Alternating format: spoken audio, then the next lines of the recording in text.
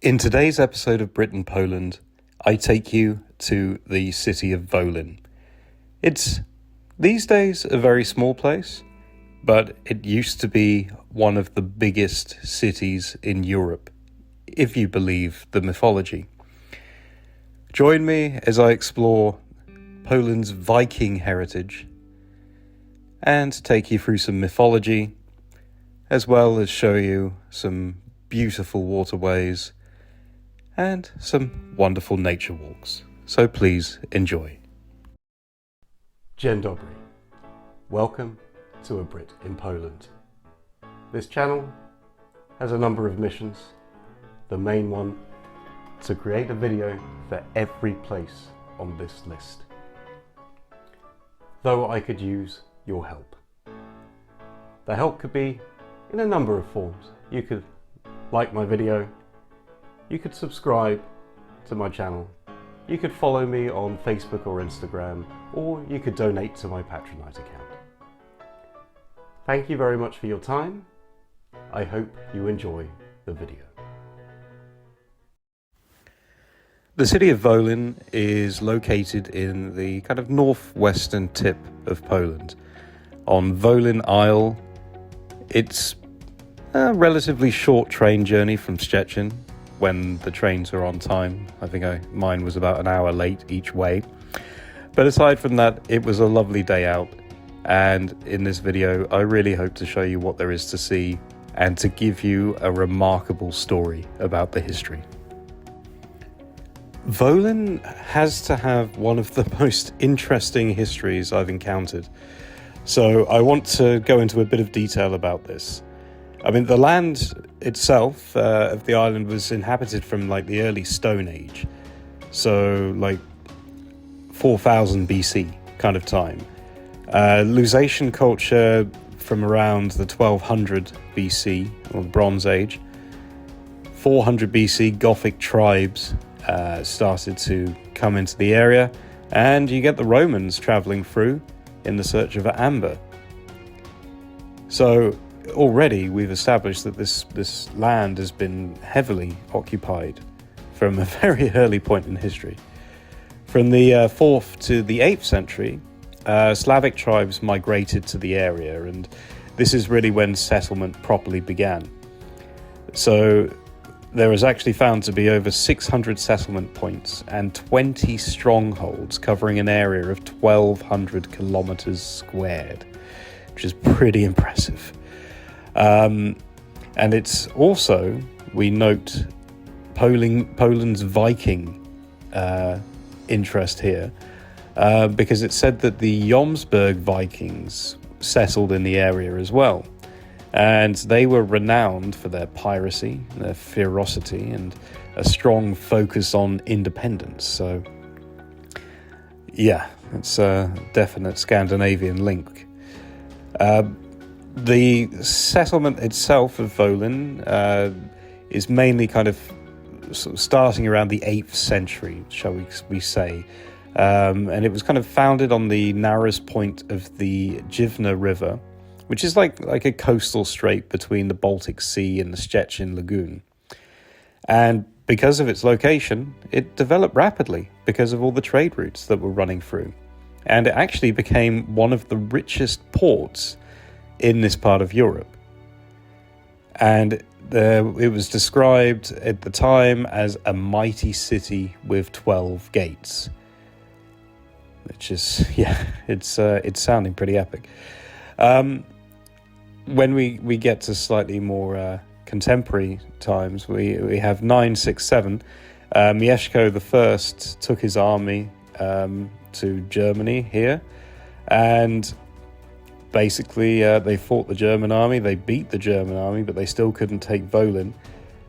But we think that Wolin was eventually taken in 972 by Poland. But actually, this battle was the first successful battle of the Polish army that is documented.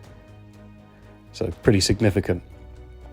After this, Wolin would pursue independence for a while, eventually overthrowing the Poles by 1007. And at that time, the city had a population of 8,000 people, which was twice that of, say, Poznan and Gniezno, which were, like the main parts of Poland at the time. So it was pretty big for the standard. And there is a possibility that this city could have been the site of a legendary city called Wineta, which was said to be the largest in Europe at that time.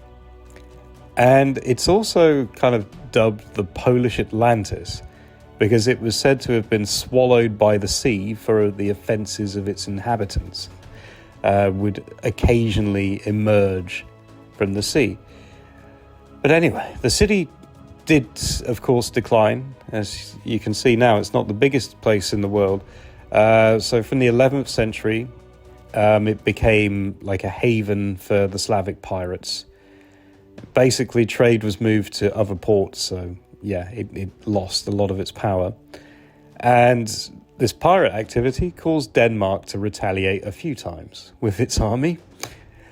In the 12th century, Wolin comes back to Poland after being seized by Bolesław Krzywousty. But it was quickly destroyed 3 times by the Danes in 1173, 77, and 84. And finally, in 1278, after a bit of rebuilding, a bit of fortification going up, the city was granted city rights, and it was made a member of the Hanseatic League in 1365. In 1630, it was captured by Sweden. 1648, it was sold.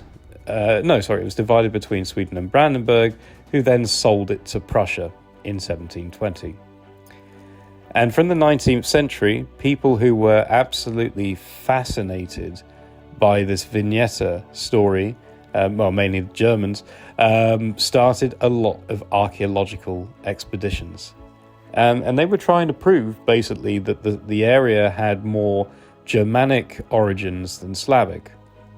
So their results at the time were somewhat contested. And this quest continued into the Third Reich. So, the Nazis they loved all of these myths and were trying to find anything they could. But sadly, because of World War II, most of the archaeological material was lost. And many military installations were deployed in this area during the war. Wolin was eventually taken back in 1945 by first Polish and then Russian soldiers besieging the city, which led to actually 70% of the city being destroyed and the inhabitants at the time being displaced to Germany. And there's a famous quote: after the ruined city was taken over by the Poles, the chairman of the city's national council said, "If the legend says that there were 12 gates in our city, it was confirmed as to the word. I counted 12 complete gates in brick houses and 12 gates in fences." Basically commenting on what was left of Wolin after the war.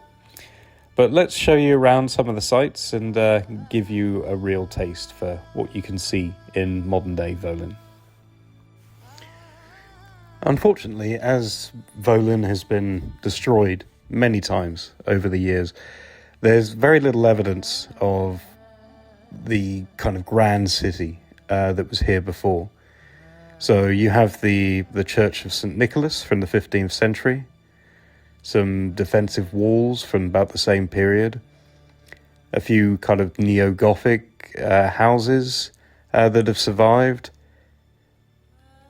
But really, the main things to actually do here, because I have to be honest, like the centre is quite small, and you probably only need maybe an hour at tops to kind of walk around that.